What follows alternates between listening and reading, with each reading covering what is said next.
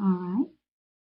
So, if we do turn to that divine nature, if we do satisfy the commands of the Christ on us, then we can be sure that there is a Christianity.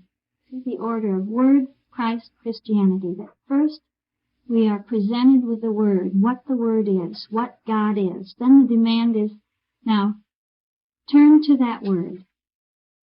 Make that your standpoint. And Christianity always gives us the result of the Word and the Christ, the outcome of the Word and the Christ. So it says, as you do that, you get the reward of that. You get the blessing of that. And so the Beatitudes bring out the blessing of that adherence to the Word.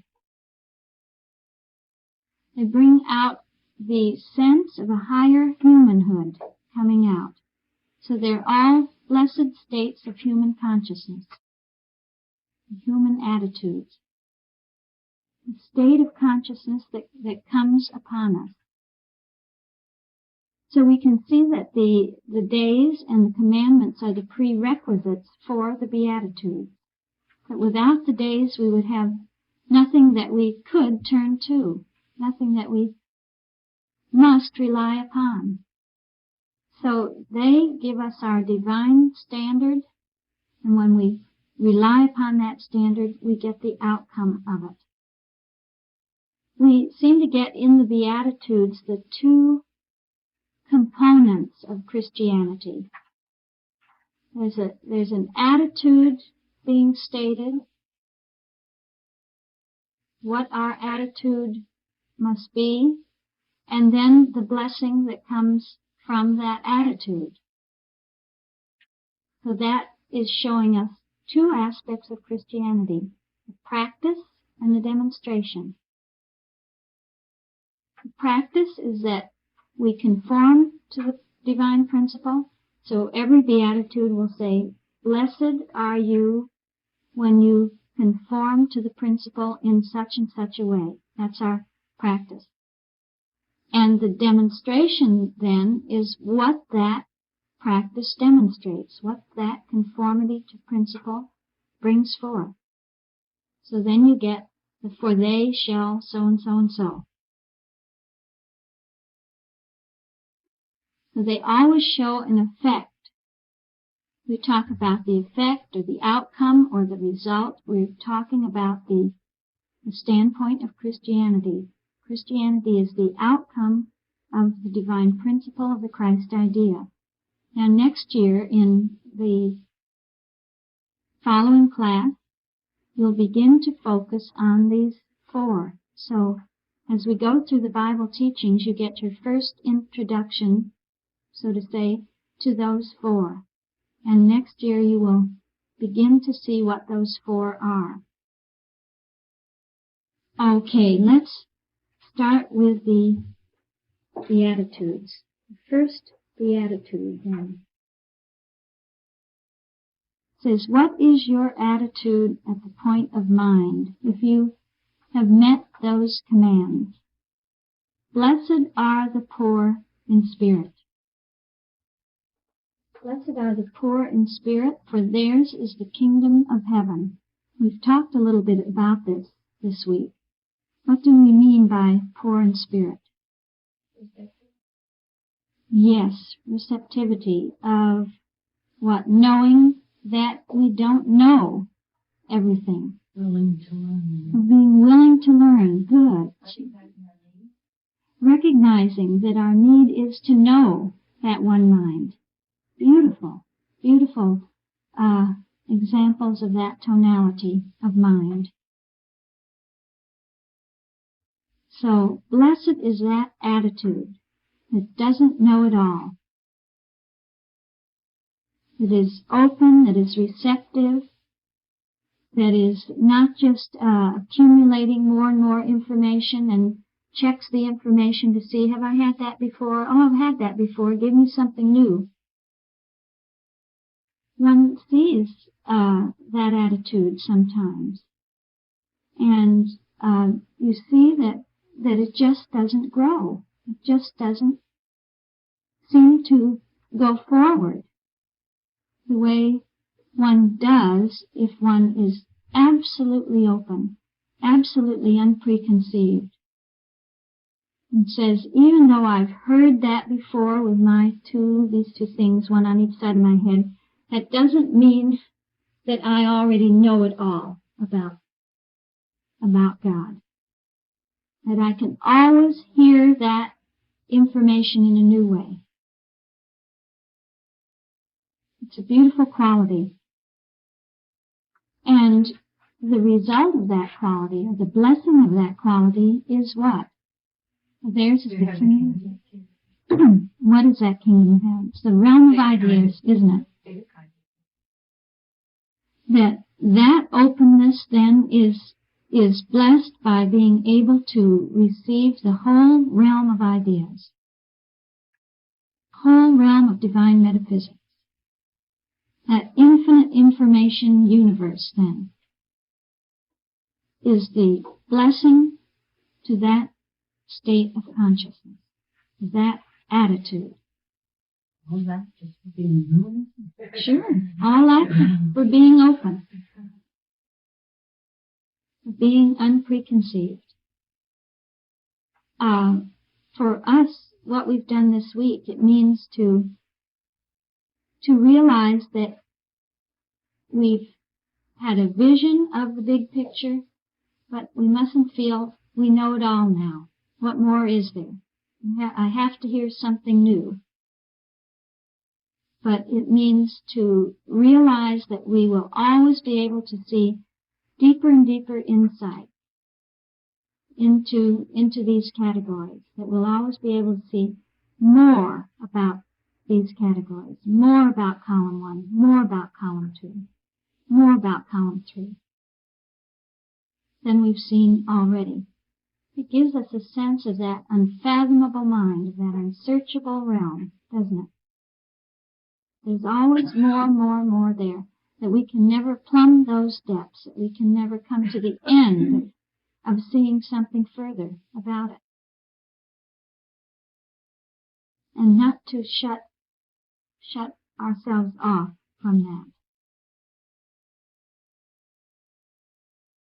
The second beatitude is, blessed are they that mourn, for they shall be comforted. Separating, in which way, Elizabeth? Separate yourself from you and set the thing. To separate ourselves from things which are useless to us. How do we know, though, what's useless to us?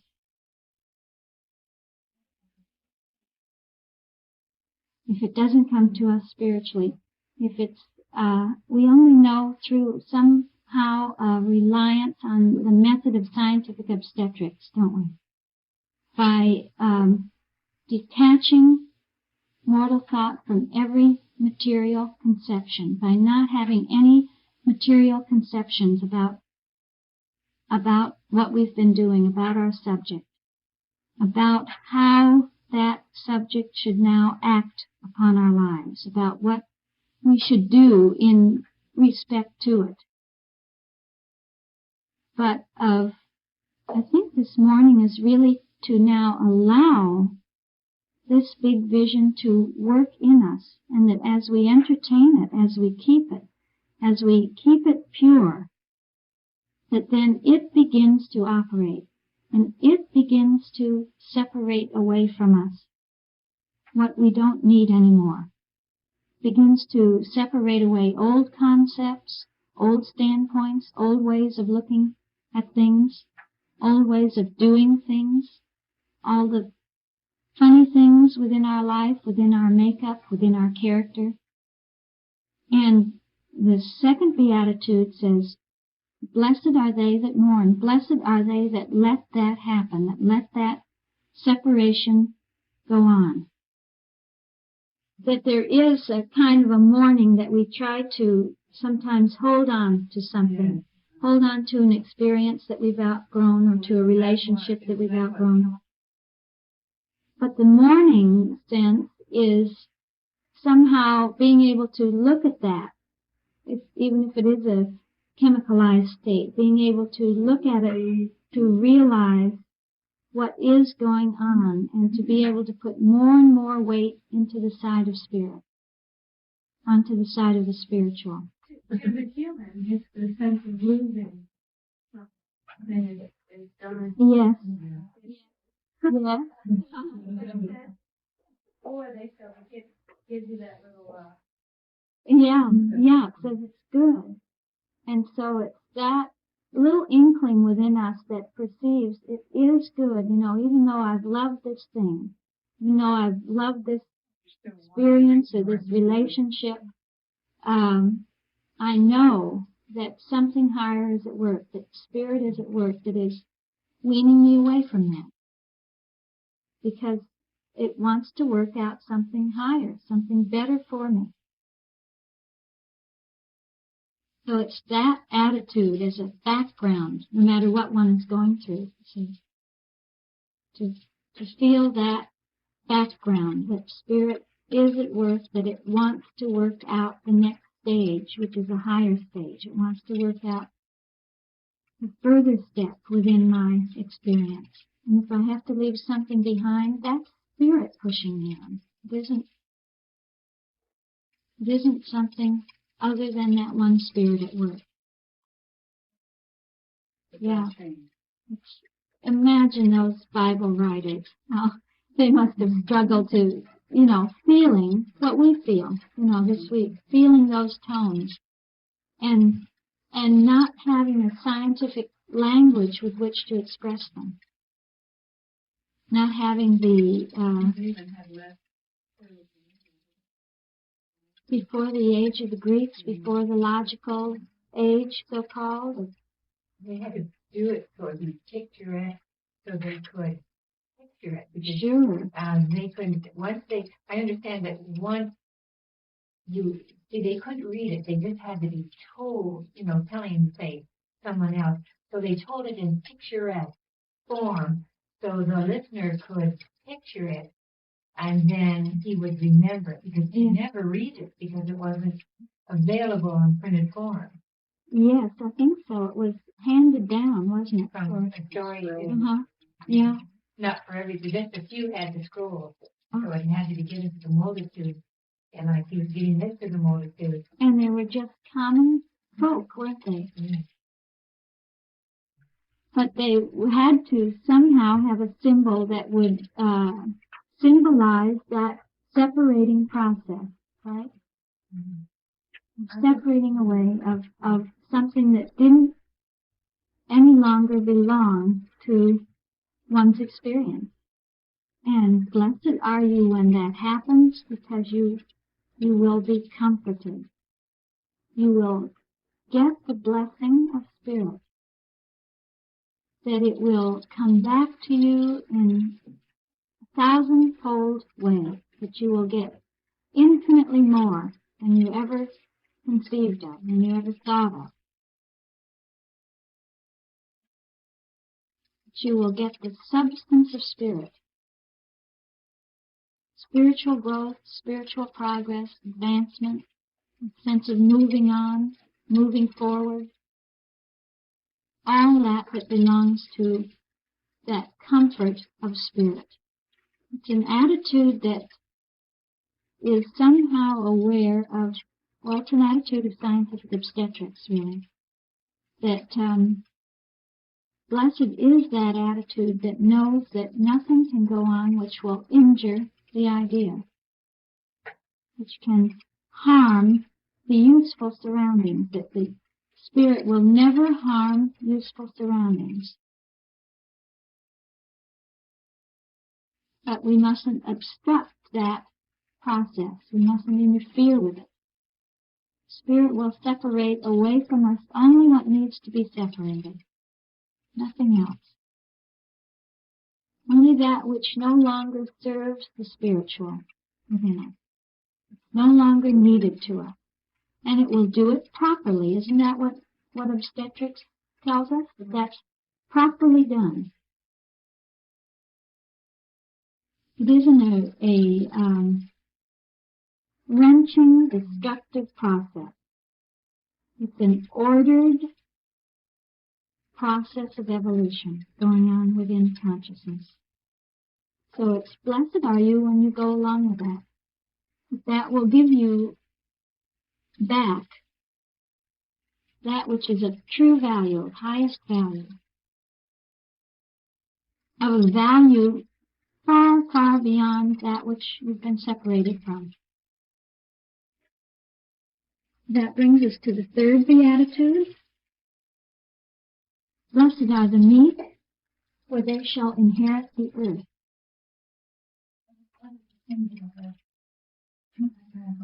Gosh, where did we have that symbol before? Where did we have the symbol of the earth?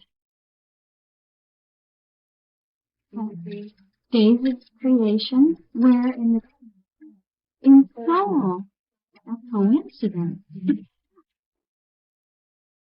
The dry land, and God called the dry land earth, and now you shall inherit the earth. How? What is the need? Honors itself. It's just over. I think it's humility. I know that's one thing. Well, it's close, isn't it? Yeah. Not having any other identity. See how if I let you learn to struggle with it, you're struggling with the refinement of that tonality. You're not just listening to what I say. The thing is, you are now appealing to the principle within you, aren't you? That can teach you. That you can find all the answers there. By now falling back on that tonality or that sense of those 7 synonyms within you. Isn't that a beautiful process? But the meekness, remember we had in the 6th column under soul. And we had other things there that bring out the tonality at that point of the egolessness, of the selflessness, of the self-abnegation, of there being no false identity of oneself there, no human, personal identity of oneself, of laying that down, of Jesus' statement, I and my Father are one, as being, as John Dorley would say, the meekest statement that was ever made. Because to say that I and my Father are one, I and Father are one, he meant I don't have any little I. I don't have any ego of my own. My only ego is that one ego. There's only one. Only one I or us. Now, see the flow of the Spirit, we detach. Now we are ready to have that sense of letting go of our identity. We have to detach. Yes. But that which is being separated away from us is a false sense of our identity. And what comes out of that then is our true ego. That ego which is the reflection of the one ego. That's a new selfhood, isn't it? And the willingness that Yeah. The humility to accept that. Not to identify yourself falsely.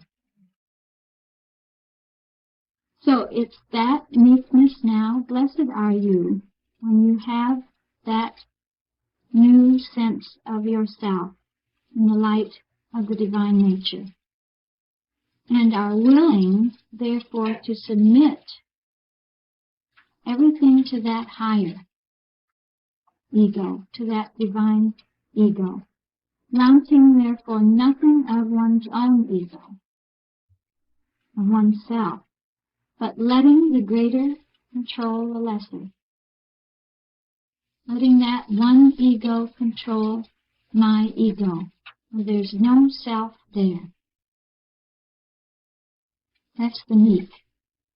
And therefore the divine self or the divine ego is present with us. And that's a very blessed state. That state which inherits the earth. What does it inherit? Assurance, a confident, very definite feeling of spiritual understanding. Good. We've gone back to your sense of what soul is and said, if I inherit something of the nature of soul from that attitude, what must it be?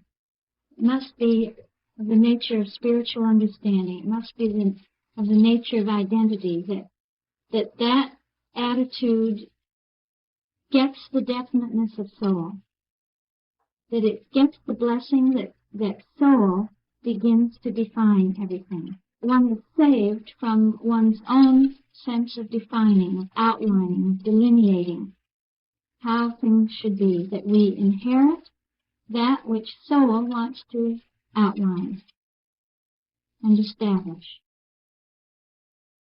And with that comes the sense of safety, of security, of assurance, of feeling certain in that. Good. So that would be the third beatitude. So now we come to the fourth beatitude. Blessed are they which do hunger and thirst after righteousness, for they shall be filled. This is the beatitude that should indicate to us a great feeling of principle and what our principled attitude is, and what the reward of that principled attitude is. So what do you feel this beatitude conveys as an attitude? Being governed by the instinct. But is that an attitude to be governed? Well, letting under principle, I guess, would be a desire to be obedient. Yeah. Isn't that the letting from the standpoint of principle? To letting that government or that letting oneself be governed by principle is an attitude of obedience, isn't it? Of wanting to be obedient, of hungering and thirsting after righteousness. So righteousness here is giving us the sense of principle, doesn't give the sense of truth, and we have to be aware too that the language changes, that the terminology changes, and the meaning of terms changes.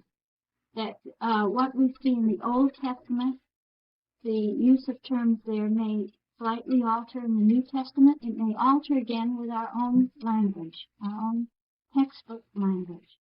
So righteousness here, which we had at the point of truth within the structured layout of the seven, is the way that the writers in the time of Jesus, or the way that Jesus himself would express that desire to come into accord with principle. Blessed is that attitude which just wants every detail of its existence to be in line with one governing principle. It wants to follow that principle, to be in accord with it, to submit oneself to that principle, to be lined up with it. It's a hungering and thirsting. It's a very active sense of obedience, of going with it, where everything in one's being is working constantly to be lined up with the divine, and just longs for that state, to be in right relationship to principle, to God. That's obedience. And what happens when we have that attitude? For they shall be filled, meaning that, what? Yes. To be filled with satisfaction. And what is that satisfaction from the standpoint of principle? Governed rightly. For they shall be governed rightly, for they shall really have the demonstration of principle. But you get that demonstration. Now, we're filled with that demonstration. Almost giving a link over to the fifth. The life sense, really. To be filled with the demonstration of principle is to be filled with life, isn't it? The infinite individuality, to experience the infinite individuality of life. So Principle is personal, and that is personality of principle. Instead of seeing it as mortal and seeing the sentiment in whatever you see. Okay, and what kind of an attitude is that? That merciful attitude, that's a very merciful way of looking at one's universe, isn't it? If we see what is always good there, if we always build up what is there from coming out from the standpoint of principle, we actually father our universe, don't we? So that sense of being merciful is a fathering sense, that we father ourselves and we father everything in our experience, which means to give to that experience a constructive attitude, a constructive standpoint. That I have the opportunity to look at every experience, every situation, as God would look at it. If I do that, then I'm fathering it. And I'm a real father. If I don't look at it from that standpoint, then we become critical, destructive, tearing down, of belittling, not being magnanimous, but of being small, petty, narrow-minded, of thinking that everything has to conform to our viewpoint, our standpoint, humanly. We can reverse that whole downward tendency, that whole deathward tendency, by fathering everything in our lives with that standpoint of the divine nature, by coming out from the principle. That is life. That we entertain the highest idea about something and allow that to go on in consciousness. Not to take a situation and just mull it over in one's mind and just keep going over it and picking at it and seeing what's wrong with it from every conceivable angle. Well, how is it wrong in this way? Well, how is it wrong in that way? Oh, let me look at it in this way now. And you just kill that thing. Just the killer instinct within the mortal, isn't it? And we have the choice.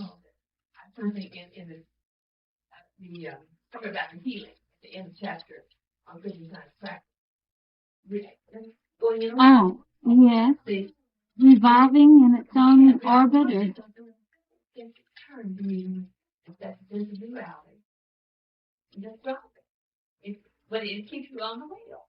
yeah, you often get that wheel sense, or that circle, or that cycle sense with life. Yeah, being on that little thing, just going round and round and round, that you never get out of that. Yeah. So if you have a mortal wheel that you keep going around and around in, you stay in the mortal circle. If you have a divine wheel, then you stay in the divine circle. It's that sense of life that the cause always brings forth its own effect. Whatever your cause is, your effect is. Yeah. Yes, if you're picky about other people, even without saying anything, or In these Bible teachings.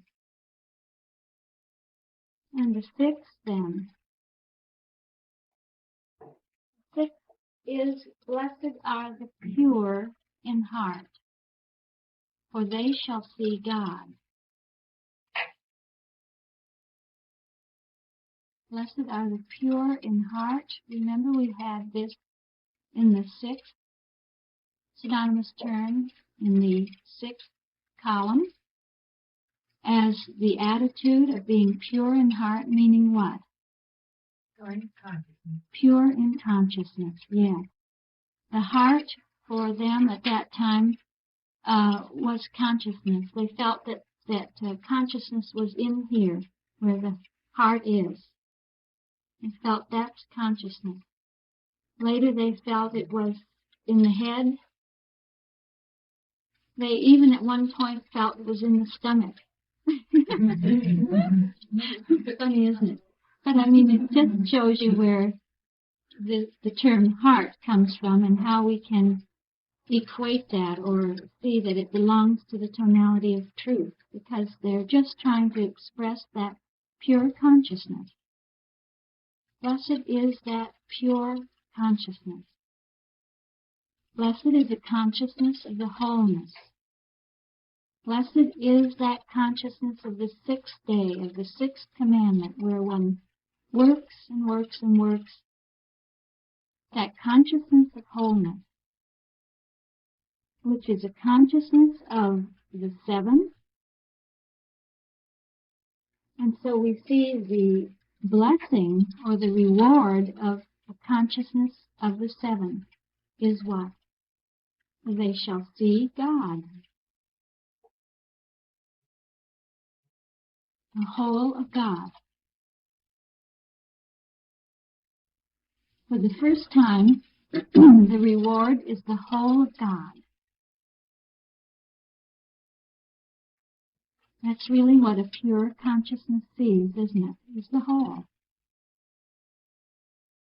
So we are blessed when our consciousness is free from error, when it is faultless, when it is working in that sixth day stage. That your pure consciousness is actually God, the consciousness of God.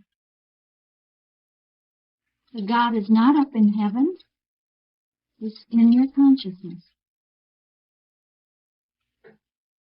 And that then brings us to the seventh Beatitude. We get another blessing. It's blessed are the peacemakers, for they shall be called the children of God. So when we rest in that sixth state, after the sixth Beatitude, where we have eliminated all error in consciousness, where we have that pure consciousness, then nothing is left which is erroneous. And we are at that, in that state of peace. That's a peace-making consciousness, where we see only the perfection of everything. Where we look out and view everything from the point of view of perfection.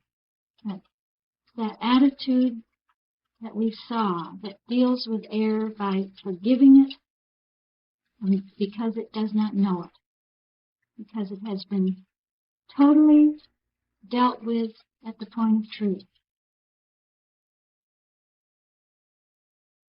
And then when we are peaceful within ourselves, when we have that sense of rest within ourselves, we can be called the children of God, the offspring, so to say, or the reflection of that seventh day sense. At first, God is at rest in the days of creation. Then we rest in that God. We rest in that nature, in that fulfillment. And then the outcome of that in the Beatitudes is that we are a peacemaker, we are like God, we are the children of that very state of being. And Mrs. Eddy defines or speaks of the children of God in the textbook on one or more occasions and says that the children of God really stands for a perfect state of being. Doesn't that carry out really the whole tone of that seventh standpoint? That we become a perfect state of being, that we are in a perfect state of being. That's the children of God. And that's only possible after the sixth, after that pure consciousness, not by itself. We can't start with the seventh.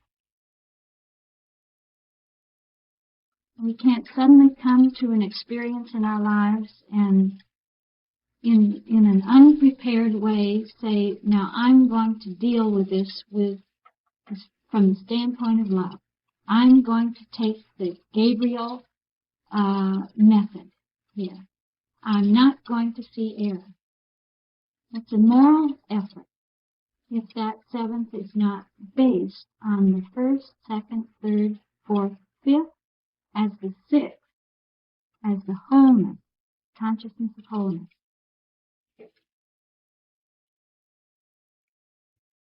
So the reward is the child of God, to be the child of God, to have that unity with God. That's